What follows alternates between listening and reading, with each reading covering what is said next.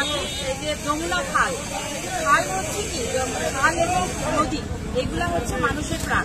নদী খাল যদি আমরা না বাঁচাতে পারি, আমরা যতই উন্নয়ন করি না কেন, উন্নয়ন সাস্টেনেবল হবে না। যেভাবে আমাদের খালগুলা বিভিন্ন কচুরিপানা এবং ময়লা আবর্জনায় ভরে আছে, যে খালের প্রশস্ততা আছে, এই খাল আজকে অথবা কালকে হয়তো যে যে যতটুকু প্রশস্ততা আছে তার চেয়ে আরো অনেক কমে যাবে। হয়তো এটা এখনই আমাদের কার্যক্রম গ্রহণ না করলে এটা মরেও যেতে পারে। তো এই নদী না বাঁচলে, খাল না বাঁচলে মানুষ বাঁচবে না, সভ্যতা বাঁচবে না।